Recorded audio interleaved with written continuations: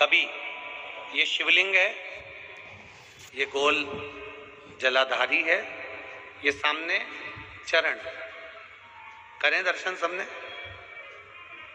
ये दो सामने जो चरण है, इसके बीच में सुख सुंदरी है। कभी कभी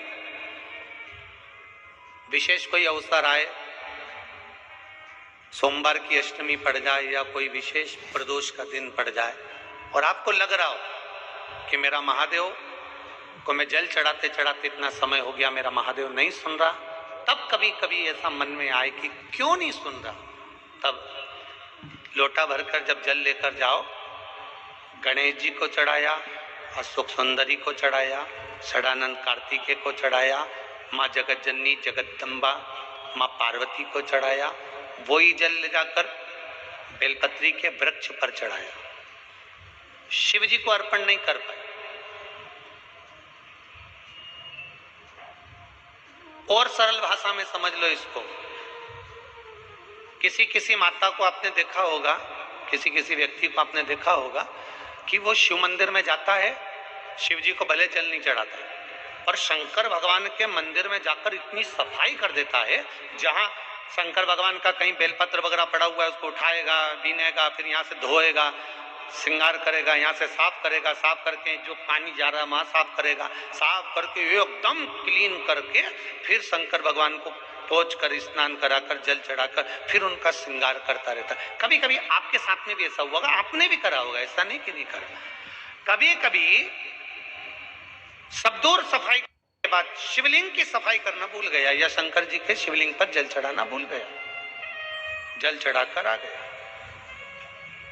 अब आ तो गया पर चिंता देवाधिदेव महादेव को लग गई। मेरा था, भक्त था, उपास करता था, शिवरात्रि का व्रत करता था, पशुपति व्रत करता था, सोमवार सावन के करता था, 16 सोमवार करता था, पर आज इसको ना जाने क्या हो गया कि ये मेरे ऊपर जल ना चढ़ाकर सब दूर जल चढ़ाकर चले गया। देवाधिदेव माता पार्वती जी से कह देते हैं, सुन पार्वती, अगर कोई भूलवश भी मुझ पर जल चढ़ाना भूल जाए और तेरे हस्त कमल पर जल चढ़ा कर जाए तो पार्वती जितना फल मैं प्रदान करूं उससे दुगना फल तुझे प्रदान करना है।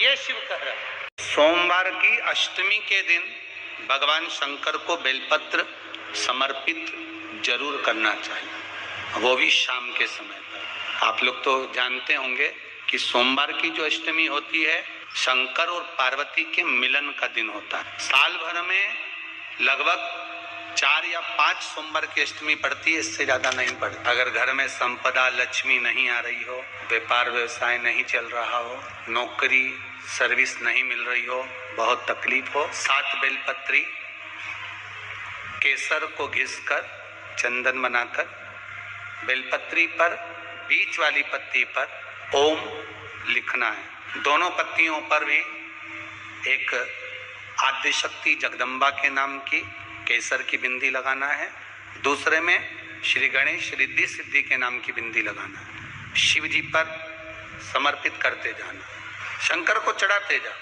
सोमवार की अष्टमी के दिन भगवान शंकर को बेलपत्र समर्पित जरूर करना चाहिए, वो भी शाम के समय पर। शिव और पार्वती के मिलन का दिन होता है सोमवार की अष्टमी। इसमें मां जगत जननी जगदम्बा अपनी 64 योगिनियों को लेकर शंकर भगवान के सामने नृत्य करती हैं जब सोमवार की अष्टमी पर। जैसे शिवरात्रि का महत्व होता है उसी तरह सोमवार की अष्टमी का महत्व होता है। जब 64 योगिनियां माता शंकर भगवान के सामने नृत्य करती हैं तब भगवान शिव उठकर खड़े होकर उन 64 योगिनियों को अपने हस्त कमल पर धारण करते हैं, और हस्त कमल पर धारण करते हैं तब उन 64 योगिनियों को लक्ष्मियां प्रदान करती हैं। लक्ष्मियों को, लक्ष्मी माता को वो 64 योगिनियां दी जाती हैं। लक्ष्मी मैया उन 64 योगिनियों को भगवान विष्णु के पास लेकर जाते हैं, भगवान नारायण उन 64 योगिनियों को ब्रह्मदेव के पास लेकर जाते हैं, उन 64 योगिनियों को ब्रह्मा जी ब्रह्माणी को प्रदान करते हैं, ब्रह्माणी उस 64 योगिनियों को ले जाकर माँ जगतजननी आद्य शक्ति को देती है। आद्य शक्ति उन 64 योगिनियों को ले जाकर शिव को समर्पित करती है। शंकर भगवान की कथा कहती है, सोमवार की अष्टमी पड़ने वाले दिन अगर बेलपत्र पर केसर का भाग लगाकर, ओम लिखकर केसर का ही तिलक लगाकर माँ आद्य शक्ति गणेश जी रिद्धि सिद्धि के नाम से 7 बेलपत्र शिव को समर्पित कर लाल वस्त्र में उसको बांधकर, जिसका व्यापार व्यवसाय या नौकरी सर्विस नहीं हो, बहुत कष्ट चल रहा हो, बहुत जिंदगी में दुख चल रहा हो, उसको 2-1 महीना रख कर देखो, बाबा लाइन लगा देगा आपकी संपदा की ओर, आपका हाथ पकड़ देगा।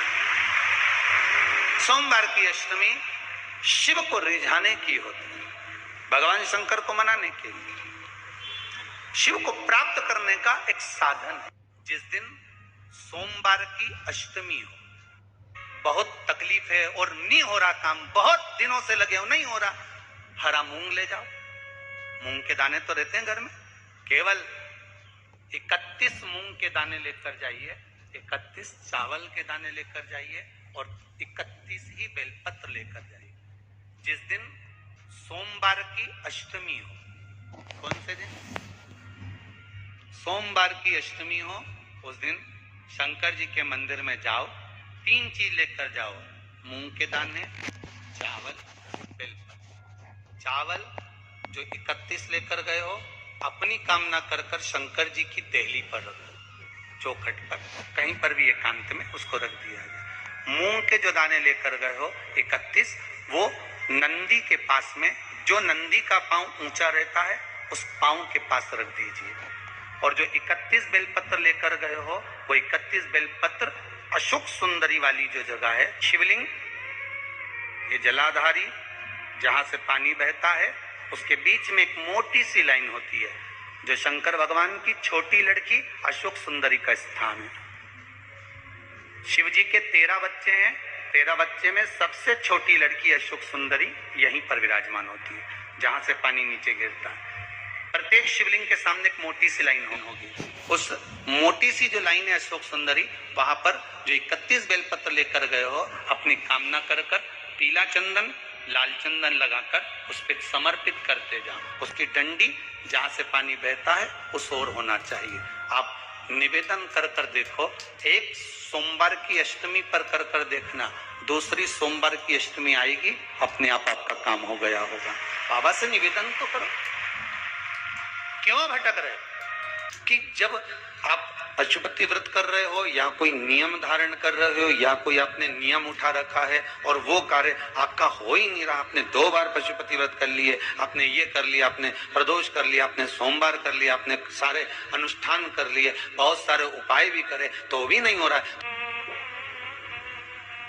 आपकी कोई कामना है, आपका कोई भाव है, आपके हृदय की कोई बात है जो बहुत दिनों से लगे हुए हो, और बाबा हो सकता है कि किसी कारणवश पूर्ण ना हो रहा हो।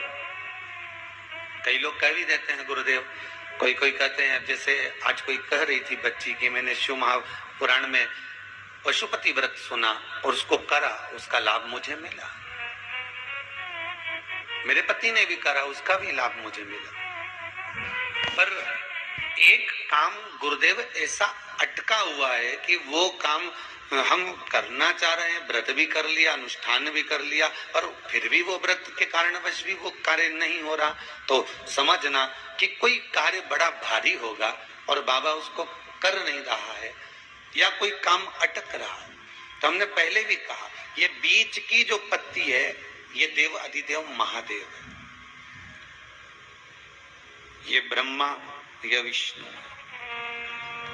इन दोनों पत्ती के मिलन से लेकर इस पत्ती के बीच की जो डंडी है, ये नीचे की डंडी का वर्णन नहीं कर रहे हैं, इन दोनों पत्तियों के बीच में जो डंडी है बची हुई, जो तीनों के बीच में एक डंडी का जो भाव है, ये माता जगतजननी जगदम्बा माता पार्वती है।